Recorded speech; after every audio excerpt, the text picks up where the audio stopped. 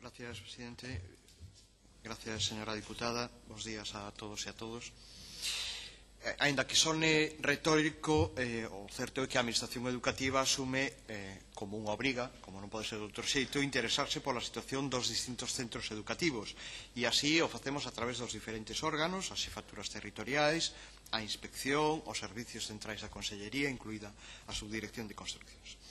O que lle podo sinalar é que estamos ao tanto da preocupación que amosan os pais, tanto no CEIP de Roxos como no CEIP de Monte dos Postes, e que temos falado con responsables técnicos non só da Consellería, sino que últimamente, desde hai anos, veñen realizándose visitas en múltiples ocasións para comprobar o estado das instalacións educativas.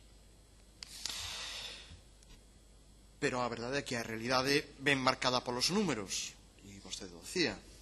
Logo de que nos anos de bonanza non se tivera feito moito polos centros, o mero transcurso do tempo acrecenta o envellecemento das infraestructuras e, se mo permite, o infortunio dunha cicloxénesis explosiva tras outra non permite facer as mellores valoracións neste momento, como acaba de reflectirme nas fotografías que me ensena. Por certo, ao final, señora diputada, mostrareille unhas fotografías sacadas a semana pasada do mesmo centro educativo e non semellan ser tan graves como as que se impoñera en dúbida que estas son do centro.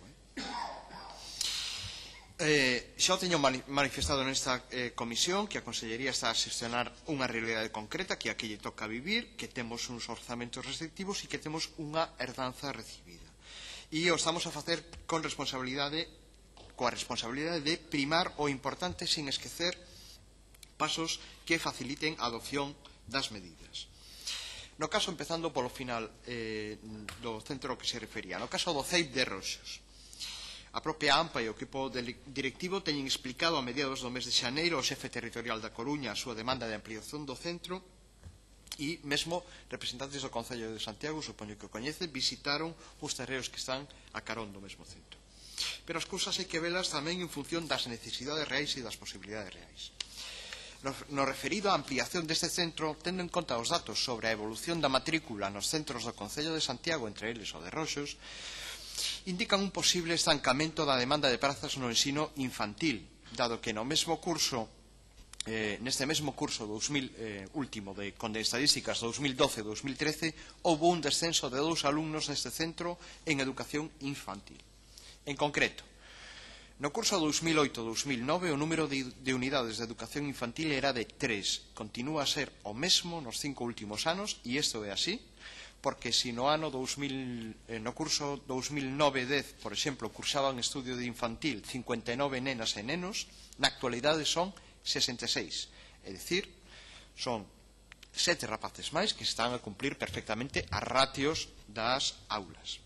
Os datos poñen de manifesto que, tendo en conta a evolución da natalidade e o fenómeno migratorio, porque tamén ten descendido o número de alumnos de nacionalidade non española, non se van a producir significativos aumentos na demanda de prazas de educación infantil. E isto, obviamente, redunda nun descenso na demanda posterior en educación primaria. Se vamos aos datos que aparecen en educación primaria, se pasou de 136 alumnos no curso 2008-9 ao 150 no último curso actual. Por lo tanto, en todo este período de 6 anos, 14 alumnos máis, pero cunha tendencia determinada.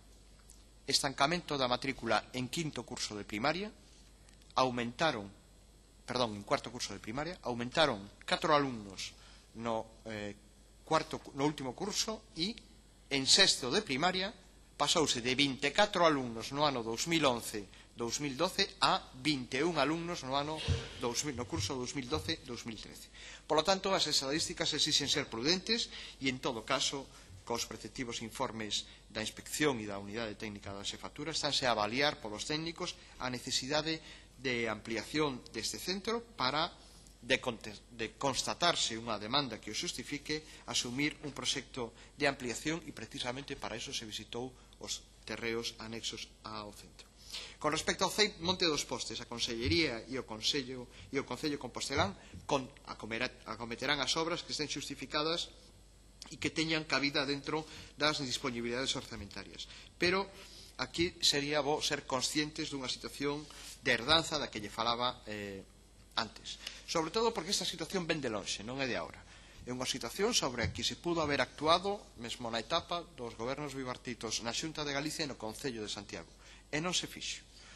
Por lo que o que agora é unha ausencia que non poño en dúbida para o grupo do BNG, para o grupo parlamentar do BNG, pois en aquel momento non parecía ser compartida. As instalacións, obviamente, deste centro admiten melloras, sobre todo porque está próximo a cumplir 40 anos de antigüedade. Hai un elemento adicional que non é común, levamos 2 meses de temporais continuos, que as últimas e abundantes choivas provocaron un aumento de filtracións e humidades nas aulas da planta segunda e en 2 aulas da planta primeira. Situación agravada tamén, como vos decía, pola necesidade de limpeza e selado dos canalóns e a colocación dunhas baixantes e pola reparación das verteaguas das ventanas que neste momento pois teñen algunha vegetación, como vostede decía ao comezo da súa intervención, e que polo tanto é preciso arranxar. Conscientes desta situación, a Consellería xa mantivo varios encontros recentes incluso co Concello de Santiago para atallar o problema. De feito, o pasado 30 de outubro os técnicos da Subdirección de Construccións visitaron o centro e puxeron de manifesto diante do Concello problemas derivados de falta de mantemento de limpeza das cubertas e das ventanas. Neste mes de xaneiro mantívose unha reunión eu mesmo coa Concelleira de Educación de Santiago e no mes de febreiro, despois das primeiras cicloxénesis, novamente técnicos do Concello e da Consellería se desplazaron de novo ao centro. Neste punto, quero poñer de manifesto que recentemente o Concello de Santiago anunciou, xa está nestes momentos na intervención, que contratará a limpeza de canles e selado de ventáns cun investimento aproximado de 21.079,20 céntimos de euro.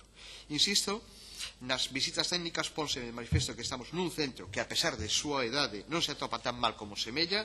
A dotación das aulas son 12 de primaria, 6 de infantil, 3 delas están en planta baixa, se complementa con laboratorio, aula de música, aula de vídeo, pedagogía terapéutica, salas de orientación, aula de titoría e aula de audición e linguaxe, ademais de contar con un espacio de usos múltiples e un patio cuberto. Todos estes espacios son unha dotación axeitada para un centro de liña 2, con unha matrícula que neste momento para o Colexio de Monte dos Postes é de 430 alumnos. Estáse a avaliar a proposta consistente en cambiar a ubicación solicitada pola AMPA do comedor dunha aula de infantil que será ampliada para este fin e permítame lembrarlle que foi este goberno quen acondicionou aos espacios actuales do comedor convertindo o que era a vivenda do conserxe en espacio para o uso do comedor. Estes espacios antes non eran axeitados e esta demanda se fixo no ano 2007. E respecto da adaptación á normativa de accesibilidade, efectivamente temos falado xa nesta comisión respecto deste proxecto. Na actualidade non existe ningún alumno con necesidades de mobilidade. Certamente existiu fai 2 cursos escolares un problema puntual que se resolveu axeitadamente por parte da dirección do centro, que foi cambiar a unha alumna do centro que tiña mobilidade puntual reducida como consecuencia dun accidente que durou un par de meses. Señor secretario xeral debe terminar.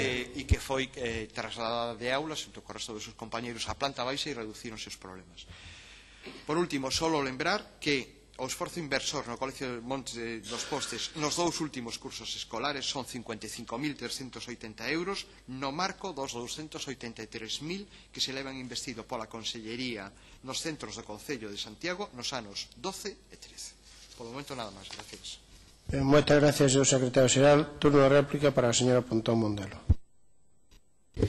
Moitas grazas, señor secretario xeral. Eu creo que un goberno ten que non só está ao tanto dos problemas, sino darlle solución. Creo que esa é a súa obriga, por lo tanto, non hai ningunha excepcionalidade. O grave aquí é que estamos ante un problema que non se está atendendo.